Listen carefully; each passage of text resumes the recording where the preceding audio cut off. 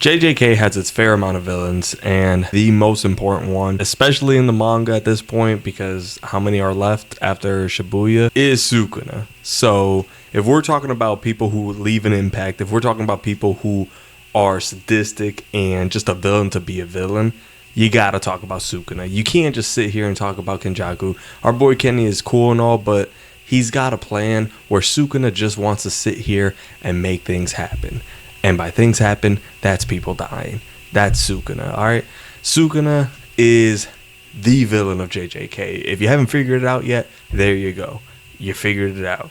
Now, in my head, he's not the final villain. I mean, Megami, in my opinion, is the final villain of JJK. But we're not going to get to that in this video, because this video is covering Sukuna, and this is going to be a character explained video about Ryomen Sukuna. So, do me a favor, like the video, subscribe to the channel, and then hit the noti bell, because there's going to be many more of these videos coming out. Other than that, let's go ahead and describe Sukuna and go ahead and discuss his abilities, alright? So Sukuna is a four-armed, four-eyed, two-mouthed villain. You're probably thinking to yourself like, oh, well that's a bit much. And I'm like, yeah, but here's the crazy thing that you probably didn't know. He was a human before he was cursed. And here's the thing. He was a four-eyed, four-armed, two-mouthed human before he was a cursed spirit. And you know how he got so strong? It's because the legend of Sukuna kept getting passed down after his death, so people kept thinking of him as this great god. And I mean, he was, because ultimately he beat the sun, the moon, and the star teams, who were the strongest teams in the Heian era, next to the 5 empty generals. Oh, and guess what? He beat them too. So literally, Japan's top authorities, their top guys, Sukuna ran through by himself while they were jumping him. They were jump kaisening him all the way back 1,000 years ago in the Heian era, and he was beating them. So much so, they literally started celebrating him. They started hosting festivities in his honor for beating them and subjugating them.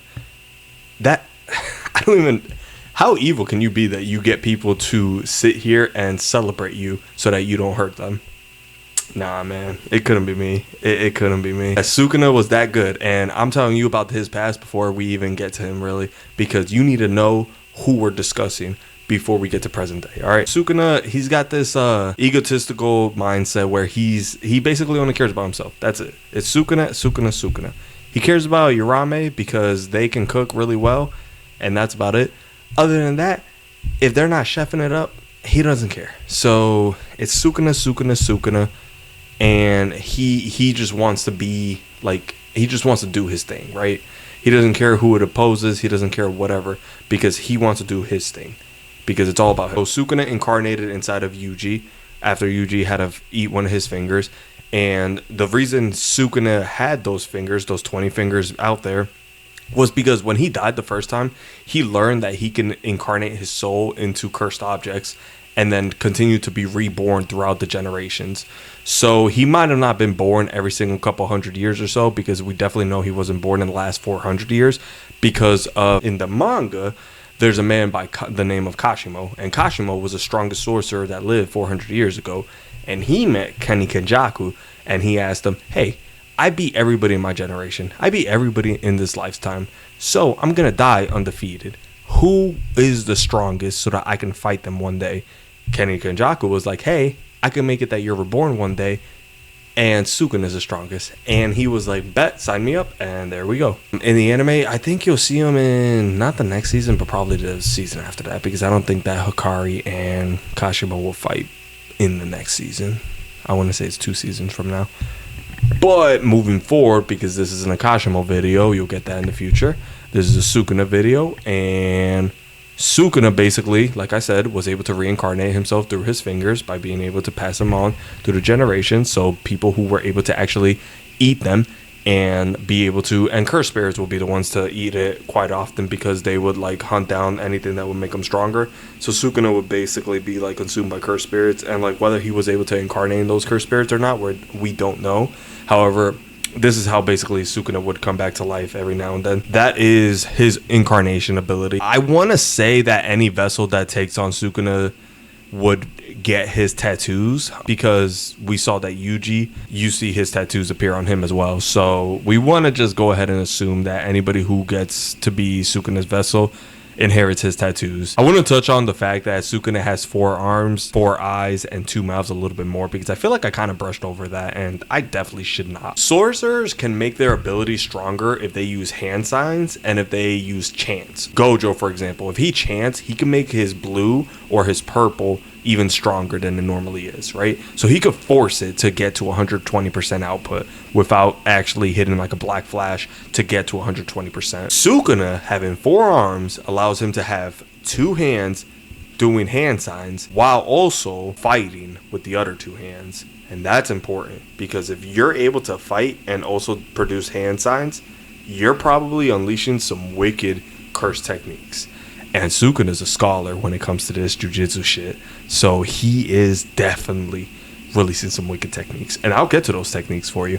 I definitely will. The fact that he has 2 mouths allows his mouth on his stomach to be able to chant while his other mouth is talking shit.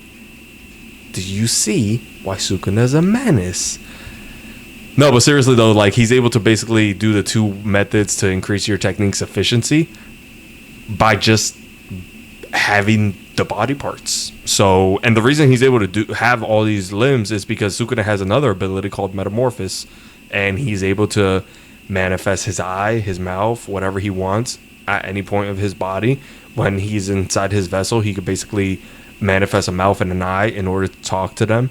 So he does this with Yuji quite often in the anime.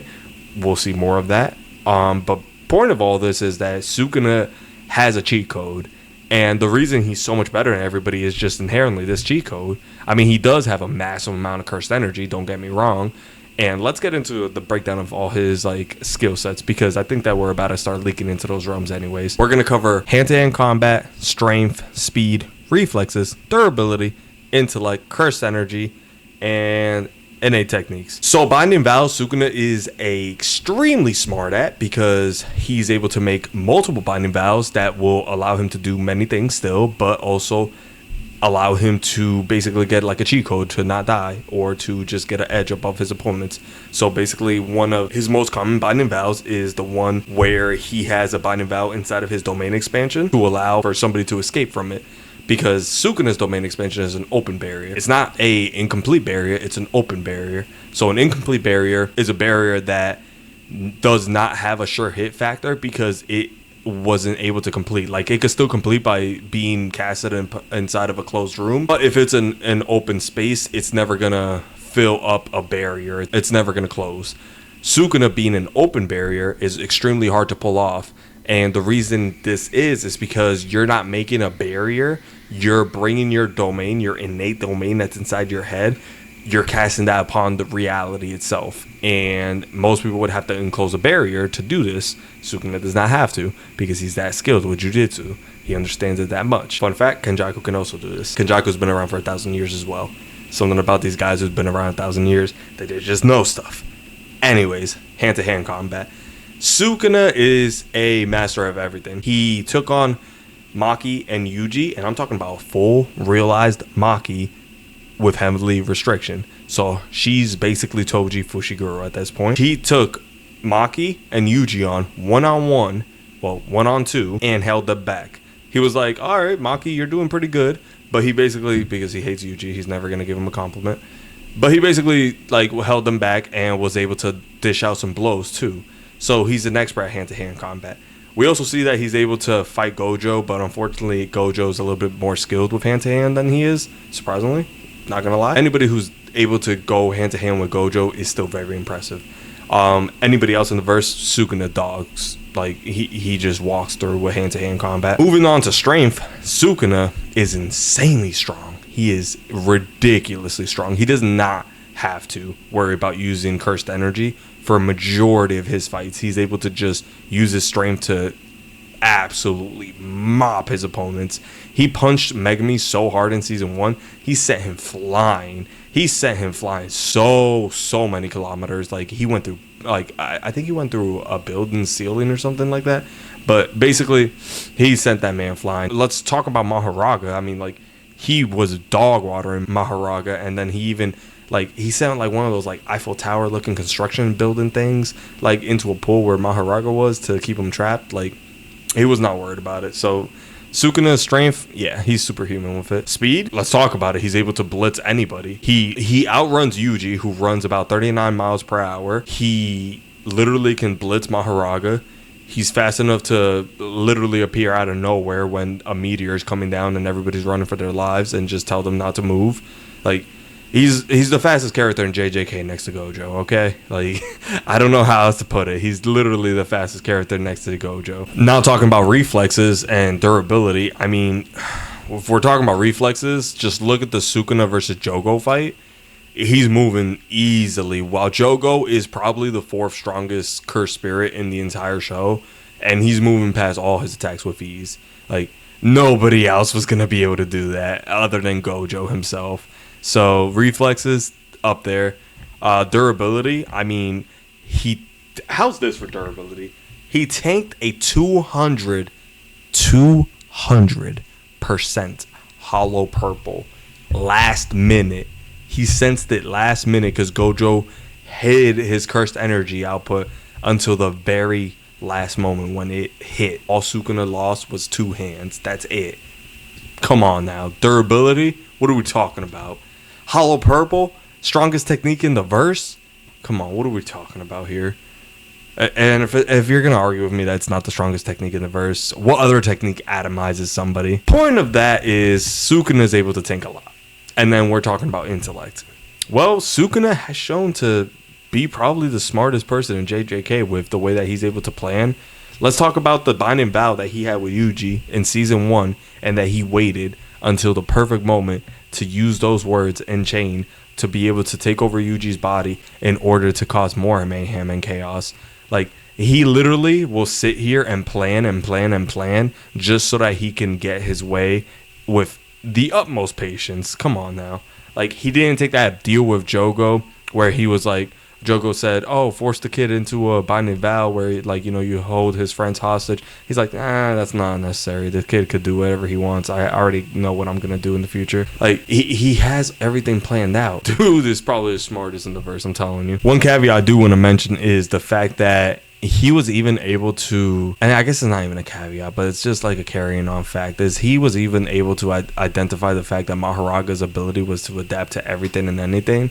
And he even hypothesized that he can adapt to like a general attack. So like how Sukuna uses slashes, he just thought to himself, I wonder if he adapted to all slashes now, not just cleave or dismantle.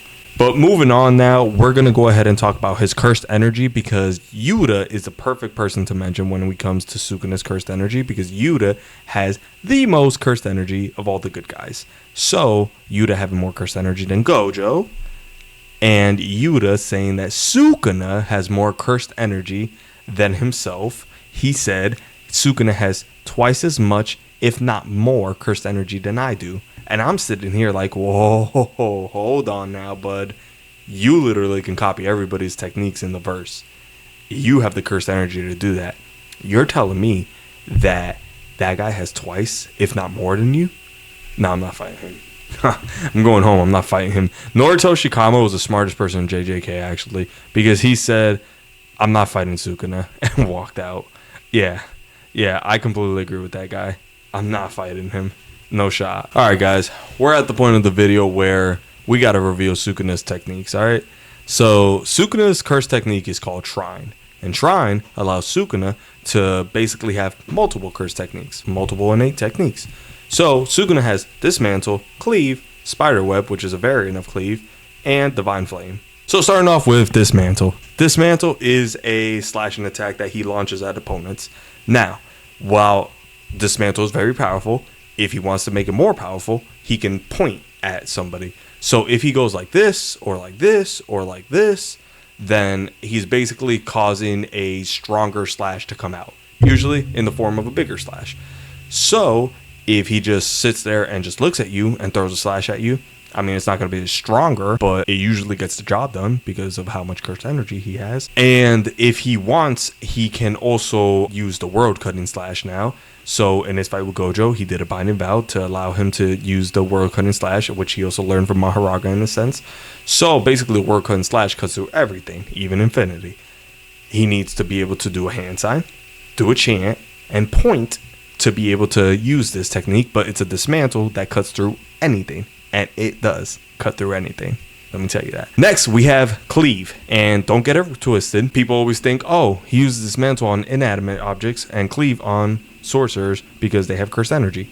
No, that's not the thing. Here's how it works, right? So in his domain expansion, dismantle hits everything that does not have cursed energy, while cleave hits everything that does have cursed energy. However, outside of his domain expansion, cleave needs to physically touch somebody. So like basically Sukuna has to physically touch you in order to use cleave. So when he had his hand on Maharaga, he used cleave in order to cut him.